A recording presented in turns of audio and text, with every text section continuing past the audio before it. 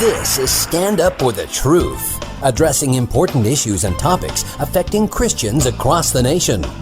Good morning to our live listeners at q90fm.com/listen. I'm Crash Connell. See my name tag right here on the video? Right here is my name in my social media things. Tuesday, September 7, 2024. Hi, Mary. How are you? I thought you were going to say my social security number. Right here. Right. Nope. This is for video later. This is the video portion. All right. Yes. Fresh new podcast today and some guests got some interesting information. Be sure that you're sharing this podcast today. Good morning. September the 17th already. We are welcoming back filmmakers Mark and Amber Archer, and we're going to get a chance to chat with them about their latest film in just a few minutes. But first, of course, my scripture of the day, which is Ephesians 5:8-15. For you were once darkness, but now you are light in the Lord. Walk as children of light. For the fruit of the Spirit is in all goodness, righteousness, and truth, finding out what is acceptable to the Lord. And have no fellowship with the unfruitful works of darkness, but rather expose them. For it is shameful even to speak of those things which are done by them in secret, but all things that are exposed are made manifest by the light, for whatever makes manifest is light. Therefore he says, Awake, you who sleep, arise from the dead, and Christ will give you light. See then that you walk circumspectly, not as fools, but as wise, redeeming the time, because the days are evil. Let's pray together.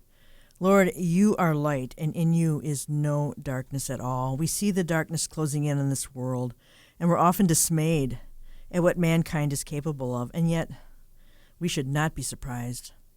Lord, help us draw near to you every moment, giving us endurance and strength to cope with wicked schemes. Help us to stand firm in the faith, and Lord, we lift up those who are struggling with difficult times. We ask for much grace to navigate the challenges we face every single day. We lift up Mark and Amber. Thank you for their gifts and their willingness to serve the body and their community by exposing the darkness. Protect, Lord, and provide for them as only you can. In Jesus' name, amen. Mark and Amber Archer are a husband and wife filmmaking team and founders of the ministry Fearless Features. With over 30 years of combined production experience, they are on a mission to share hope in Christ around the world through feature films, documentaries, podcasting, books, and more. Through the gifts that God has given them, they strive to educate their community on important issues, motivate individuals to take positive action in their lives, and inspire people to make a difference in the world. Their site is fearlessfeatures.org. Welcome back to Stand Up for the Truth, Mark and Amber. Hey, Hello. thanks for having us back. Great to have you back on. Tell us first about your films. I love the name of the company, Fearless, because we certainly need that quality in the church these days, because the opposite of fearless is cowardly. So for our listeners who may be unfamiliar with your work, give us an introduction to you and your films. What else have you done? How did you get started in filmmaking? Oh, gosh, that's a loaded question. Let me start at the end, how we got started. Okay. So I've been making films since my late teens and have gotten in a lot of different types of films. I've done theatrical films and TV movies and music videos and all that good stuff. And when Amber and I met, she got drafted into the business to help with whatever needed done, and she has a background in photography. And so she started helping with graphics and doing my color grades and things like that. And then when we started doing documentary films, which were kind of I had done documentaries before, but we were doing a lot of corporate work, which was basically really short documentaries. And I remember I had a shoot for a corporate client, and I needed somebody to help me interview people for this shoot day. And I said, well, you're better looking than I am. Let me run the camera and you sit down and here's the questions that you ask them. And she was much better at it than I ever will be. And so we discovered that together we make a pretty good team doing documentary films. Great. Because she's really good at interviewing and people want to talk to her, and that lets me lurk around in the background and make the pictures. So that's how we got started. And we started Fearless Features back in 2017. because we saw a real need for these types of films to be made, and we didn't see that a lot of people were willing to make them. And so the kinds of films that we've made so far under the Fearless Features ban, and Fearless Features is a nonprofit, by the way. Our first one was called Inwood Drive. It was about the abortion doctor Ulrich Klopfer, and people may not be familiar with him, but you probably are familiar with the story where the abortionist died, and a couple days later they found over 1,000 dead babies in his garage in the trunk of his car. He had a house in Illinois, so we had actually done the story of how they had shut him down, and we had actually interviewed him for the film, and then he died, and then suddenly everybody wanted to know why he did it, and we were the only ones that had ever talked to him. Wow. So that made that film suddenly a hot commodity. And so so that was our start with Fearless Features. And then after that, we rolled into a film that we talked with you about last time we were on, called The Mind Polluters. And The Mind Polluters exposes the pornography in the schools through comprehensive sex education, social emotional learning, the dirty books in the kids sections of the libraries, and specifically how it all came about through guys like Alfred Kinsey. And that film took off pretty quickly. A lot of grassroots organizations used it. A lot of people running for office used it to educate their constituents. And it got us noticed by some left-wing outlets like the Washington Post, who came after us and promptly labeled us as was it Christian national White Christian nationalists? Oh, yeah. And so that film did well. Then last fall we released another film called Dysphoria, which is about the transgender movement, and people like Dr. John Money and Dr. Harry Benjamin, who were the kind of the pioneers of that movement, and they were disciples of none other than Alfred Kinsey. And Dysphoria, there was so much in Dysphoria that we had to cut out to just to make the film, not a Old Testament epic. Yeah. And so, Yeah. so now we have Title IX, which is essentially the material that we had to cut out of Dysphoria. It's a whole new film, but if people watch Dysphoria, they will recognize the people in Title IX. So when we were shooting Dysphoria, we had explored this whole topic of Title IX, what they're doing and where it came from, but we couldn't include it in the film. Okay. So this is what Title IX is. It explores Title IX. Yeah, Yes. got its own title. Yeah. Yes. Yeah, and these are so well done. Before we launch into Title IX, and we're going to cover every aspect of that we have time for, how can people get the films, watch the films? Just the quality is just so excellent. They're so educational. How can people access these films? Everything is available on our website at fearlessfeatures.org. And if you just click on films, it'll take you directly to all 4 of our films, and you can watch them from the website. And that's the best and easiest way to really be able to watch each of the titles that we have. Yeah. They get summarily dismissed and deplatformed Yes. on other. Yes. I will I say- wasn't going to say that. Well, Inwood Drive is our one title that has managed to survive on Amazon, believe it or not. The Mind Polluters and Inwood Drive are both on Salem Now. okay. Dysphoria has been outright shut down everywhere, I bet. and Title IX is still being shut down as well. So they're all available on our website. That gives you an idea. If you haven't watched any of our films, it gives you an idea.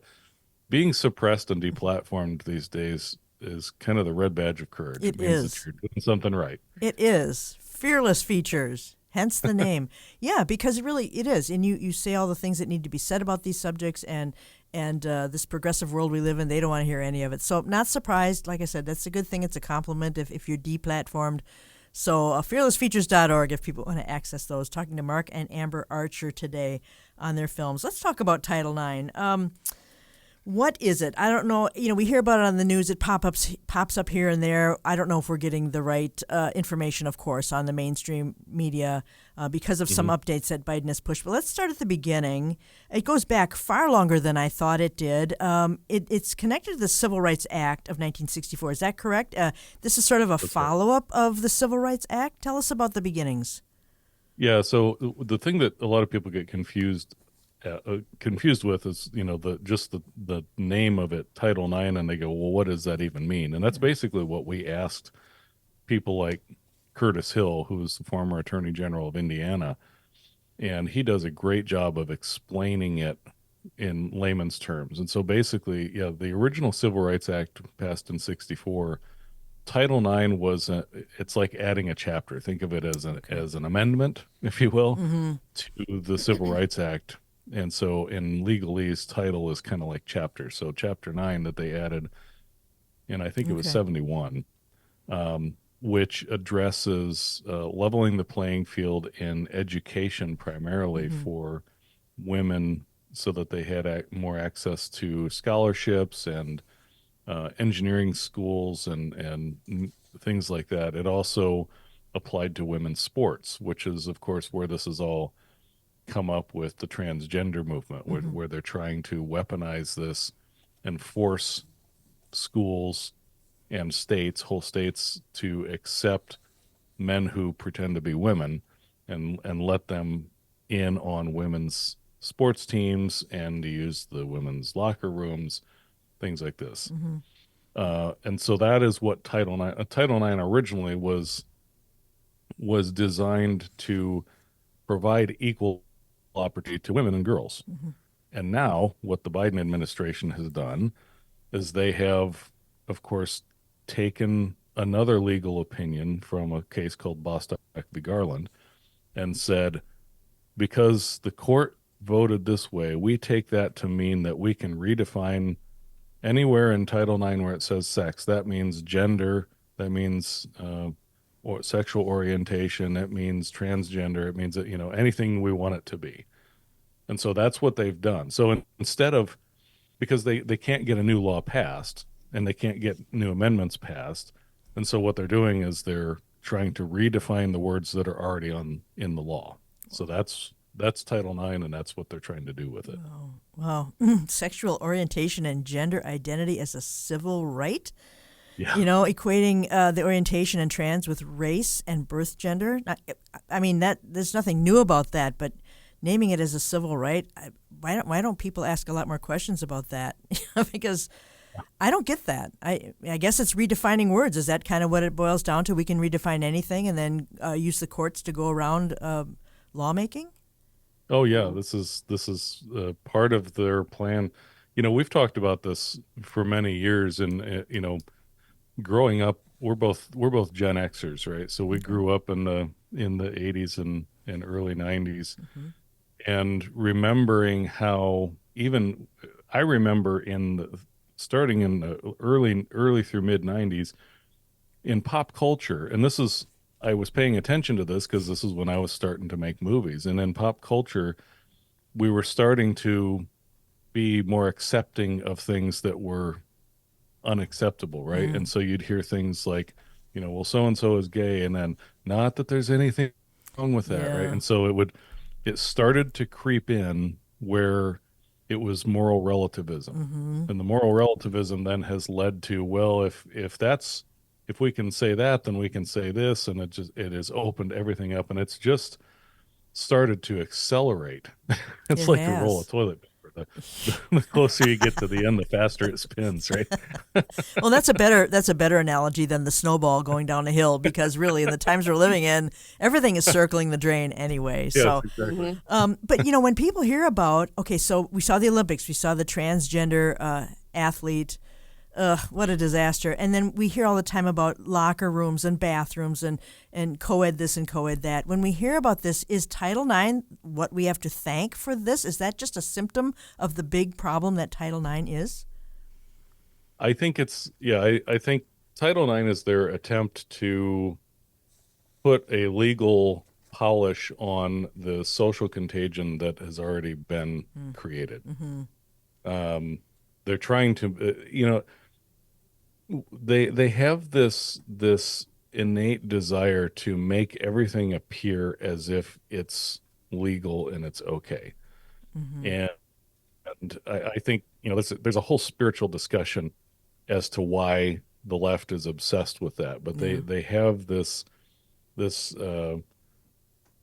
obsession with making sure that that they have the law on their side. Yeah. It doesn't matter that they've twisted the law, Yeah. but so that they can bludgeon you and say, well, we have the law, so we have the courts and we have the police, and that's why you're wrong and we're right. And we saw this with abortion.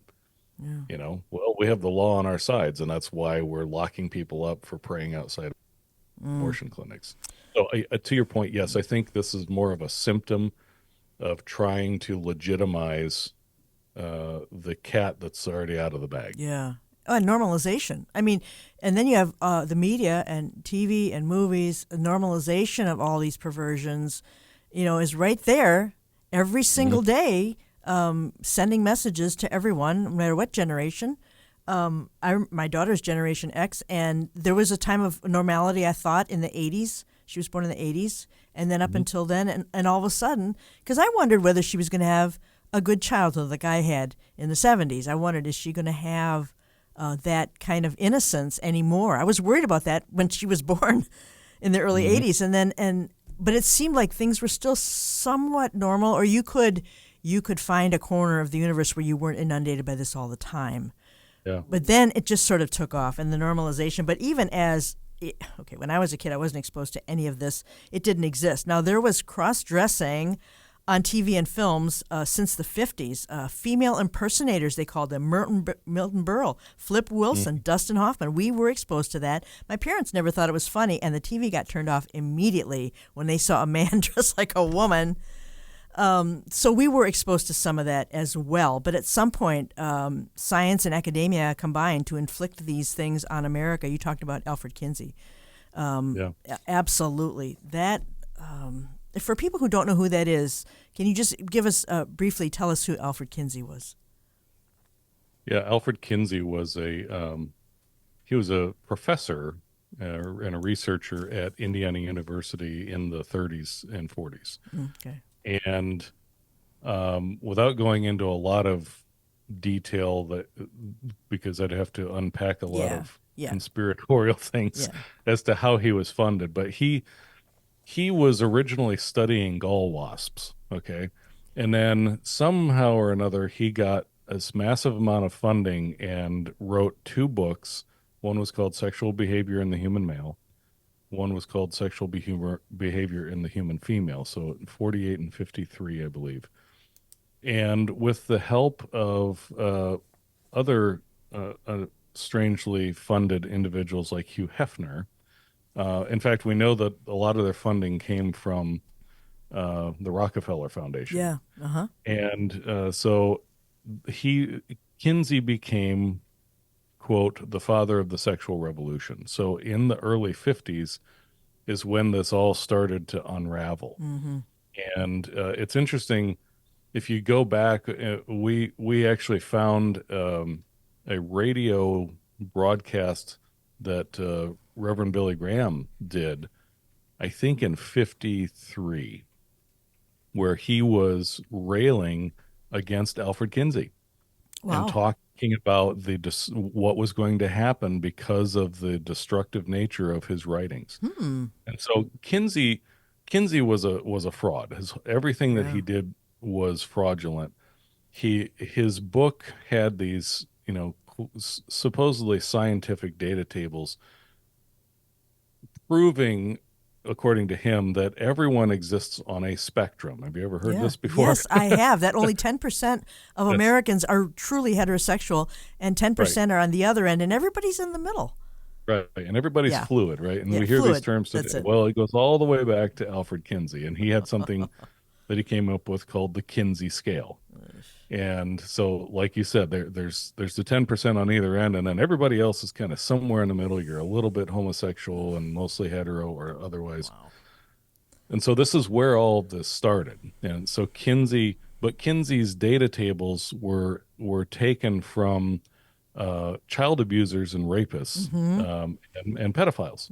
In fact, in Title IX, which we'll talk about here in a second, we talk about how Kinsey was outed as getting his data for the infamous Table 34 in his book Sexual Behavior in the Human Male, which supposedly showed that children are quote unquote sexual from birth.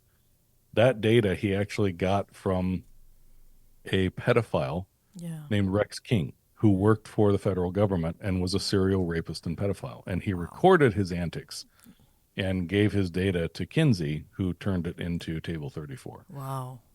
Wow. All of it has been fraudulent from the start. But that's Alfred Kinsey. Well, That's but it's a a slow lot of- ride into the abyss. I mean, that if even if even a handful of people believe this, and it's given time to brew, the sexual revolution of the '60s, which I was still a kid then, but wow, what a mess that was. I still remember quite a bit because I had older brothers who, were off to college, and I heard the stories. So.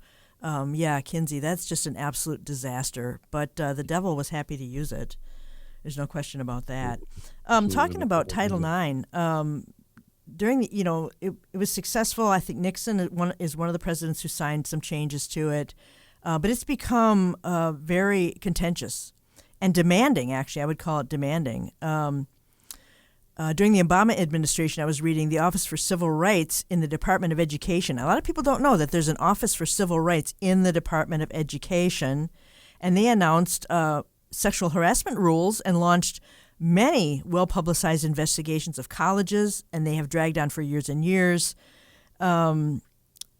And so they were requiring schools to allocate access to sex-segregated facilities like bathrooms and showers and dorm rooms based on gender identity rather than their biological sex. Now, it sounds good. Oh, they get their own thing. But it always, always, always interferes with the rights of someone else. In this case, women, actual women who were born that way.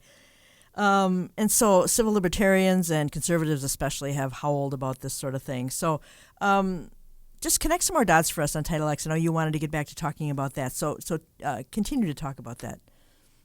Well, you just hit on something there that is another theme that we talk about in Title IX, which is the rulemaking process. And this is how they have pushed these things without having to pass legislation. And an example is brought up with former Indiana Attorney General Curtis Hill. When he was in office as Attorney General, the Indiana Bureau of Motor Vehicles tried to add an X as a gender option on the driver's license. And this was and they were doing this through the rulemaking process. So a bureaucratic agency process where they just change it without any accountability. And what we talk about in Title IX is that this is the process that has been used for decades now, being governed by agencies who use the rulemaking process. And the federal courts, up until, just this past year, the federal courts have allowed this. There was a case back in I believe it was the early 80s, involving Chevron Oil, and brought a concept known as Chevron deference. And Chevron deference was just basically overturned by the Supreme Court.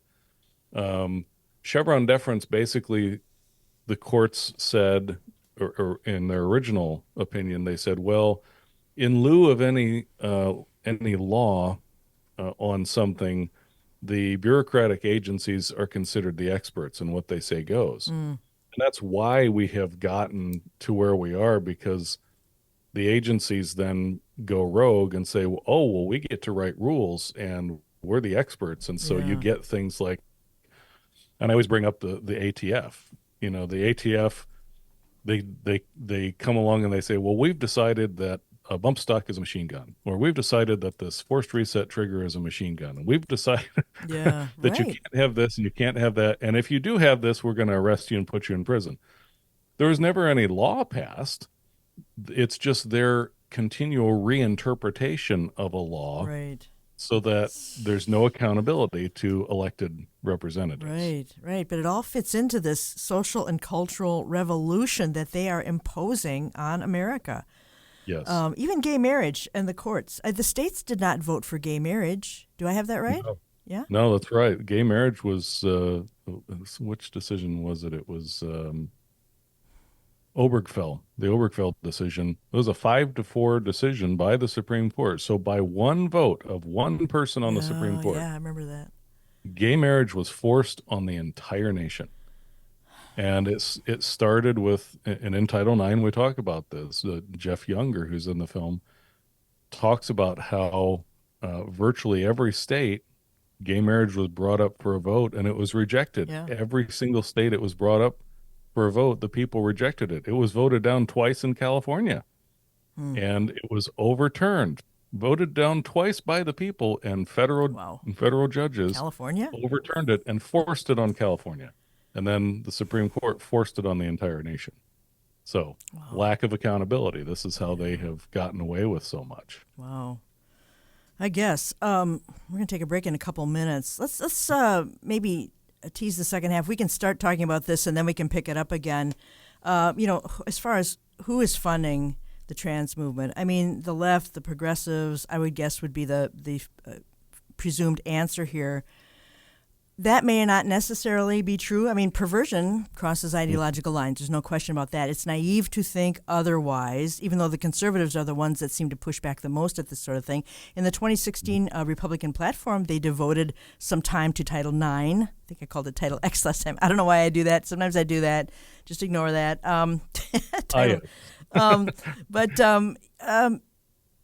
People vote, and we want to encourage people to vote, absolutely, coming up here. But anyone but progressives, is that a genuine voting strategy these days? Because that's what it seems to be. They're anyone but Trump, and we're anyone but progressives.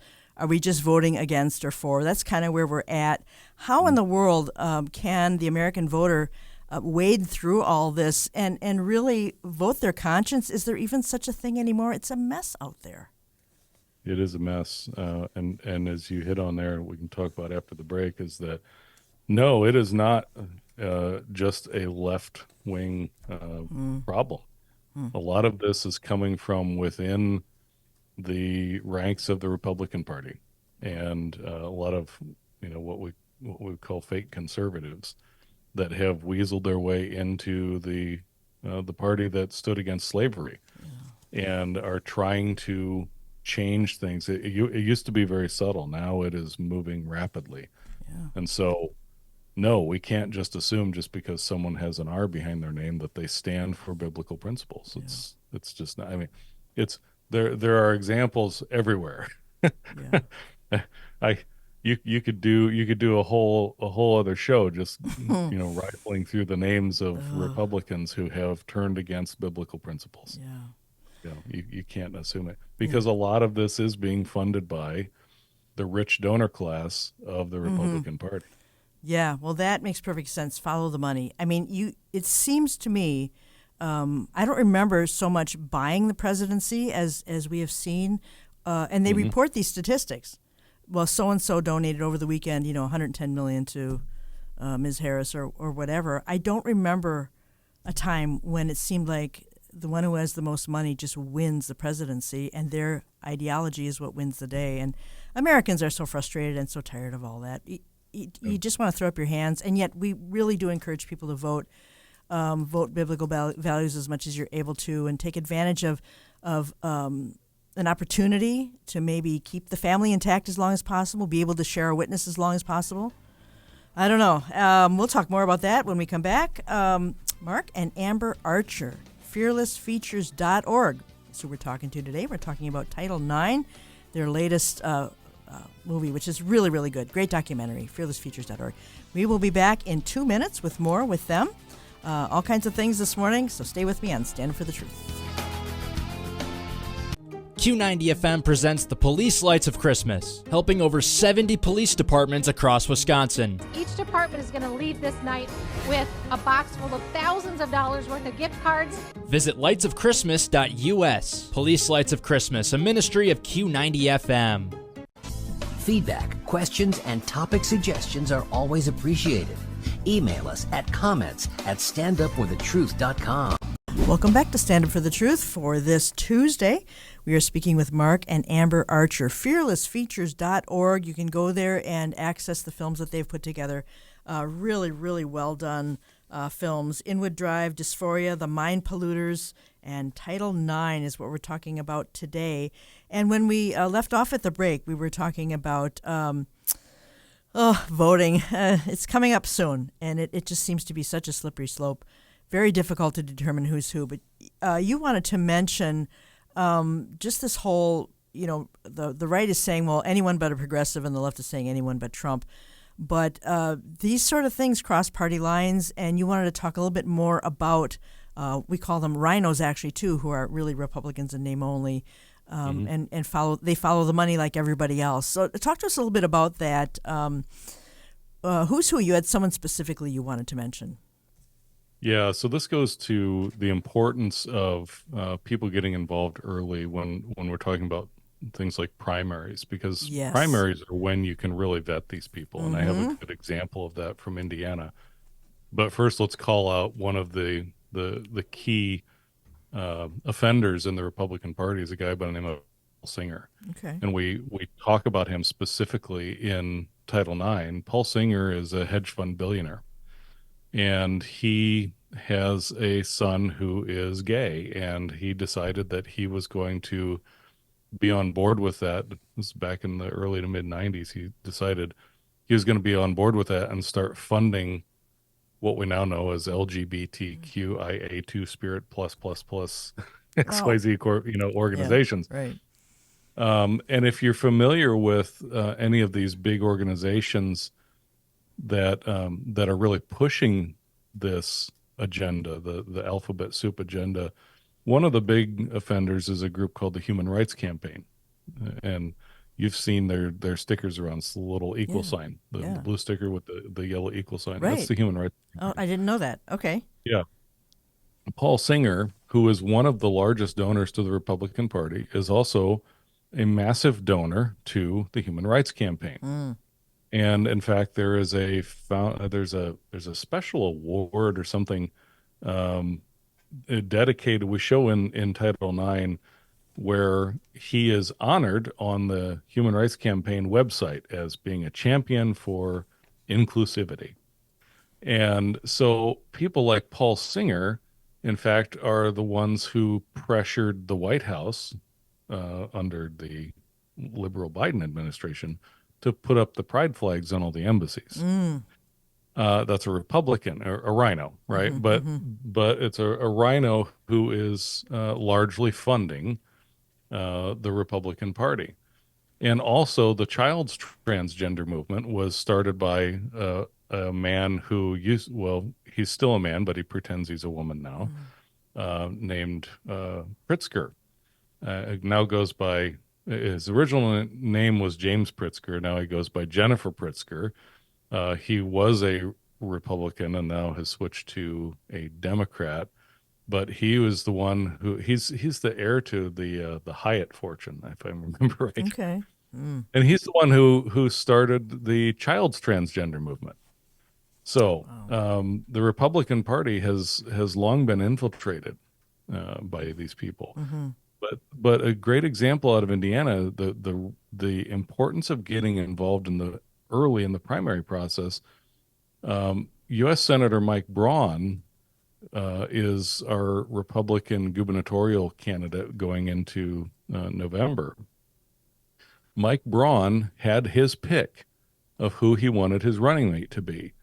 Well, a pastor out of Noblesville, Indiana, named Micah Beckwith, who is a prominent part of the cast in Dysphoria, Micah decided that he was going to campaign for the lieutenant governor spot. Now, in Indiana, it's decided on by the delegates. So it's always been kind of rubber stamped. Whoever the gubernatorial candidate nominee is, then the delegates would kind of rubber stamp who he or she said that they wanted as the running mate. Well, Micah went against that, and he campaigned specifically to all of the delegates, and over and he upset the apple cart. And at the GOP, the state GOP convention, they picked Micah as Mike Braun's running mate instead of who Mike Braun wanted. And Micah is a straight shooter, godly man. He's a pastor.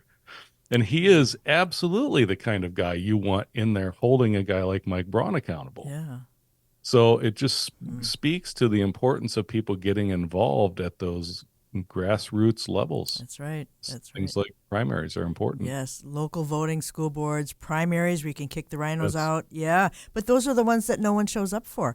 You know, That's right. we had a primary in August in Wisconsin, and we thought that was probably one of the more significant voting opportunities in our state. But again, now you have 8% turnout or something like that. Well, and then when it comes down to a major election, people go, "How do we get stuck with these people?" Well, remember that primary? Yeah.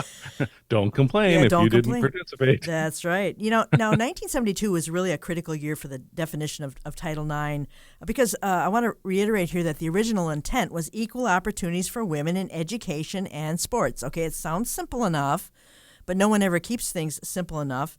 And so then the amendments flew through there at that point. Now, this has to do with schools that take federal money. I want to make sure people know that.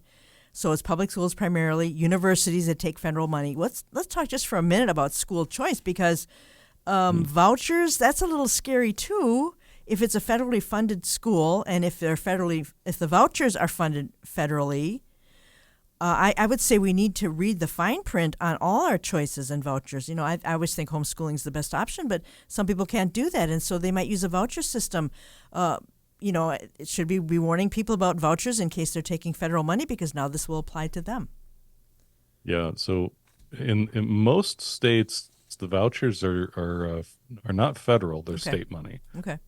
And I can proudly say that Indiana. So we did quite a bit of research into the voucher program here in our home state of Indiana, and Indiana is kind of the gold standard for the vouchers because I put the question right to the head of schools of a private school, a private Christian school, and I said, "What are the strings that are attached if you take the voucher money?" And he said, "At this point, none." Oh, okay, good. And so that's really that's the best of both worlds, right? Yeah. That's what you want if you're going to do this. Now, in Title IX, we do caution against that, and Alex Newman, who's in the film, does a really good job of explaining that and using the example of what happened in Sweden and how Sweden has always been one of their test beds that the left, that the globalists have used to kind of do beta testing of these things that they want to eventually try in the West.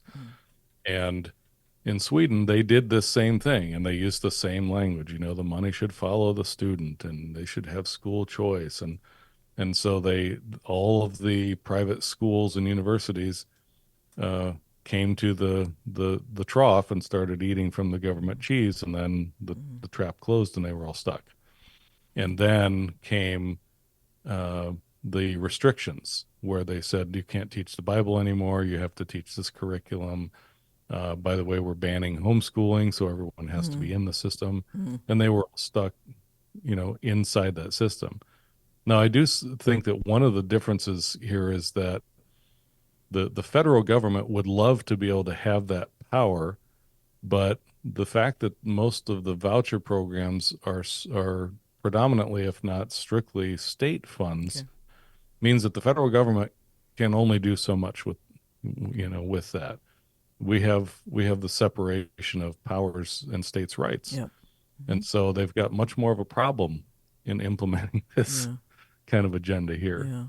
Yeah, for now anyway. Because the states are all separate. Yeah, they are, and it depends. Now we have a leftist progressive governor here. He's in his second term, and people just need to do their homework. Make sure you know exactly what you're getting into with voucher programs. Every state's different. Well, good. That's the way it's supposed to be. So yeah, parents, do your homework. And speaking of parents, I mean, they're sort of the final stand here on behalf of their children. Being the parent in the room, but these progressive groups and Title IX, they discourage that. There are secret clubs in schools. The parents are the bad guy. They don't want the parents to know anything that's going on, but they're the last line of defense. They're the ones that love their children. Talk to us a little bit about parents. I know some have really, really suffered in some of these battles. There's one in your film about a family who lost their child was taken away because of these sort of things. So tell us a little bit about strengthening the parents for the battle that is all around us. Golly, that's a loaded question. How do you strengthen the parents? Yeah, I know. Through the word. Through the word, yeah. I mean, study as a family together and just knowing what scripture says, because that's the ultimate truth. And if you don't know what the truth really is, you can't really combat what's happening and coming at your kids, coming at your family, and how to really discern what's happening in the world around you. Like you said, we shared there in Dysphoria, there are three separate families, one in Texas, one in Florida, and one in Colorado, that we share their story. And two of them are able to rescue their children out of this transgender ideology. One of them, unfortunately, has not been able to. So there is just a continual heartbreak all across this nation. Millions of families are being impacted by this transgender ideology that's happening. And to see how, which is why Title IX is its own thing, to help people understand that, they're going around all of the processes that are in place for us to hold people accountable. And so that's why you see the U.S. Department of Education coming out with all of these rule changes and updates, because they can't actually do it through law, and people have to be involved locally. Yeah, they absolutely do. My heart went out to the one gal in the Title IX film who went through a terrible battle because of this. And so we do want to pray for our families and vote, pro-family as much as you can. Let's connect some dots between all these things and Marxism. Now, as we said during the break, this is a multi-headed monster here because the goals of Marxism. Now, we all know that all the issues and the subjects we're talking about has to do with sin and depravity. It's a moral issue. It's a sin against God. It's the days of Noah, the days of Lot. But there's a political vehicle here, of course. There's an ideological carrier of sorts, and that would be Marxism. That the goal, of course, is to destroy the family, and we all know that. But talk to us a little bit about, I think you mentioned that in Dysphoria you talk more about the Marxist connection.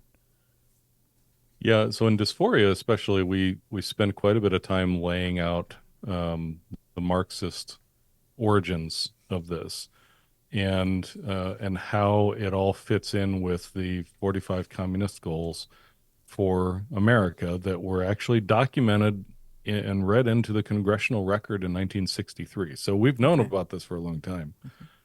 And ironically, the one who was so concerned about this in 63 was a Democrat congressman who brought this and wanted this to be recorded into the congressional record, which is why we have it. Wow. And the 45 communist goals we reference, you can just look them up on the internet. There's a great book about all this called The Naked Communist, Yes. which we reference. And the 45 communist goals are everything that we're seeing right now, which is the destruction of Western society, making things meaningless, eroding faith in institutions, destroying the church, destroying organized religion, attacking our pride in our origins as a nation, all of the things that are just on overdrive right now. These things were all planned decades ago by the Communist Party. And so in Title IX, we do reference back to that, that is ideologically and politically what this goes back to. And when you start to study Marxism, if you want, and what we found is that when you say communism, you say Marxism, and there are so many adults that they just get this glazed look because they don't even know what it is, because they've stopped teaching it in the schools, which was, by the way, one of the communist goals was to get control of the education system. And they did that. And the first thing that they did was stop teaching people what communism is. Yeah. Wow. Or the realities of it. Yeah. And so, and in referencing back to dysphoria, then we also tie it to why you see organizations like Antifa, Black Lives Matter, all, and how they all kind of tie together into this. They all have a common link, which is Marxism, and the desire to destroy, destroy the Western society, Yes. destroy the patriarchy. That's Yeah. that's one of Yeah, my and favorite terms right now to use. yeah. Well, and we're getting to the point where we're fighting for the soul of our nation this fall. And I wake Yeah. up in the morning sometimes, and I just wish this Super Bowl / election was over. They're treating it like a sporting event when actually whatever happens, there's consequences, and we have to live with that afterwards. They don't want you to think about that. They want you to think about this big sporting event that's coming up. But I'm dreading it more and more with each passing day. But here we are. Like I said, it's fighting for the soul of our nation, and it's coming up on the radar pretty quickly. Let's talk about Title IX changes. Biden makes some changes in 2024. USA Today had an article, Why Did Biden Update Title IX? How it affects students, et cetera, et cetera. And he unveiled a set of sweeping changes on April 26th. And, of course, USA Today is going to make it sound oh so good. But Republican Texas AG Ken Paxton sued the admin on April 29th over these new non-discrimination protections for transgender students and vowed not to adhere to the new rules. It is very divisive. How can the Department of Education get away with redefining sex to include gender identity? Who gave them such power? Well, it's 26 states have sued to put this on hold. It is tied up in court. State leaders have told colleges not to comply with the regulations. What a mess. So these changes were supposed to go into effect August the 1st. Now we are past that. Where does Title IX stand? What is the status here in September with these Biden changes? Well, as of right now, I think it depends on the state, but you got to back up a little bit because this move by Biden was to counter. There were a lot of states. Indiana was one of them that passed legislation at the state level, making it protecting women's sports and saying only biological girls can play. Especially high school sports, you can't. So we all, states like Indiana took a stand against that, codified it into law. Well, then along comes the Biden administration and says, well, we're going to trump that, and we're going to, change the definition of sex in Title IX. So you can't, to nullify all of your state legislation. Yeah. And so where it stands right now, I think depends on the state that you're in. But the impression that I'm getting is that the majority of states that have some level of sanity to them have said we're not doing this. Now states like California and New York, I think they're way further ahead on this. Yeah. The federal government's almost following California's example at this point. So it really depends on where you are, but the courts have put a halt to it. The Supreme Court put a halt to it, but the battle's not over because it's just basically been sent back down. It'll come back up again. Indeed. Yes, and A.G. Paxton said, your rewrite of Title IX not only exceeds your constitutional authority, it tramples laws that I signed to protect the integrity of women's sports by prohibiting men from competing against female athletes. I watch these things and I think, how can you not see the cowards that these men are? They're still men and they're cowards because they're trying to defeat these women, and I think the average American is just thinking, how do people not understand this? And yet they keep trying to completely socially engineer our country so that the next generation is nowhere near or doesn't believe anything that the previous generation did. I've never seen such a wholesale sellout of our nation to this immorality. I guess we're just going to have to find out because Biden's changes also included an expansion to the definition of sexual assault in K through 12 schools and colleges. I'm not sure exactly what that means, but if you don't keep up, you are never going to know what's legal and what isn't. So how can we keep up with all these changes and educate ourselves so that we can protect our kids more? I know that's a loaded question, but there's got to be a way that we can keep up. Yeah, I think it is a loaded question, and we asked the same question of Curtis Hill, especially, who's in the film. How does anyone keep up? And he just said, "Listen, for the average person, it's nearly impossible." It is. But it's why it's so important to engage with your local grassroots organizations that have people that are dedicated to watching these things. And I think it was Marcus Aurelius said, "Comfort is the worst addiction." We have gotten so comfortable in our the ease of our lives where we just assume that everybody is on the up and up. And what's happening, and as Christians, we need to realize and get back in the Word, like Amber said, and realize that in the last days, the Antichrist who will come is also called the man of lawlessness, and the spirit of the Antichrist has been in the world, rearing its ugly head for millennia. Right.